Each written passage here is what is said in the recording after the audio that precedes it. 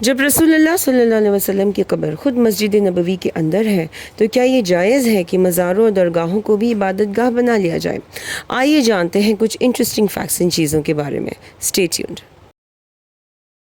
یہ بڑی بحث کا مدعا بنتا ہے ان لوگوں کے لیے جو مزار پرستی کو جائز ٹھہراتے ہیں، جبکہ کئی علماء کرام نے ان کے خلاف فتویٰ جاری کر ایسی حرکتوں کو غلط بتایا ہے.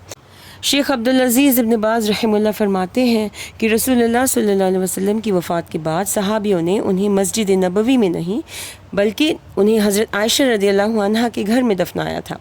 حضرت عائشہ رضی اللہ عنہا کا گھر وہ تھا جہاں نبی صلی اللہ علیہ وسلم نے اپنی آخری سانسیں لی، اور یہ گھر مسجد نبوی کے بالکل قریب تھا.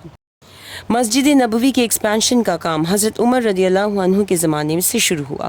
ہر بار کی طرح جب 88ویں ہجری میں مسجد کے پھیلاؤ کا کام والد بن عبد الملک کے دور میں شروع ہوا تو انہوں نے اس وقت مدینے کے حاکم عمر بن عبدالعزیز کو حکم دیا کہ اس ایکسپینشن میں وہ نبی صلی اللہ علیہ وسلم کی ازواج مطہرات کے گھروں کو بھی شامل کر لیں. اس وقت کے علماء کرام نے اس فیصلے کی شدید مذمت کی اور کسی بھی قسم کے شرک کے خوف سے ایسا کرنے کو غلط بتایا. یہ بات ظاہر ہے کہ مسجد نبوی کی تعمیر نبی صلی اللہ علیہ وسلم کی وفات سے پہلے ہوئی تھی اور ان کی قبر کے اوپر نہیں ہوئی تھی.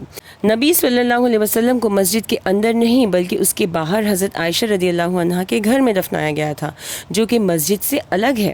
تو یہ سمجھ لیں کہ نبی صلی اللہ علیہ وسلم کی قبر کو ان کے گزرنے کے بعد کئی سال بعد مسجد نبوی میں شامل کیا گیا، جو ہر سال بڑھتے پروجیکٹ کا حصہ تھا، اور اس کا نبی صلی اللہ علیہ وسلم کی مزار کی زیارت سے کوئی تعلق نہیں. تو جو لوگ اس بات کو ثبوت بناتے ہیں کہ نبی صلی اللہ علیہ وسلم کی قبر مسجد نبوی کے اندر ہے اور مزاروں اور درگاہوں کی پرستش کو جائز بتاتے ہیں، وہ یہ سمجھ لیں کہ ان کی یہ حرکت نبی صلی اللہ علیہ وسلم کو بے حد ناپسند تھی. ان کی ایک حدیث میں انہوں نے فرمایا کہ اللہ کی لعنت ہو یہودیوں اور نصارہ پر جنہوں نے اپنے پیغمبروں کی قبروں کو عبادت کی جگہ بنا لی ہے. ایک اور حدیث میں رسول اللہ صلی اللہ علیہ وسلم نے فرمایا ہے کہ قبروں پر نہ بیٹھو اور نہ ان کی طرف رخ کر کے نمازیں پڑھو. بے وجہ بحث میں پڑھنے سے اور آپس میں اختلاف کرنے سے بہتر ہے کہ آپ فیکٹس چیک کریں اور اوتھینٹک سورسز کا ہی سہارا لیں کہ اللہ کے سوا کوئی مددگار نہیں، اسپیشلی وہ تو بالکل نہیں جو قبروں میں ہیں. سورہ فاطر میں اللہ فرماتے ہیں اور تم ان لوگوں کو نہیں سنا سکتے جو قبروں میں ہیں. تو یہ ہم کس کی پرستش کر رہے ہیں؟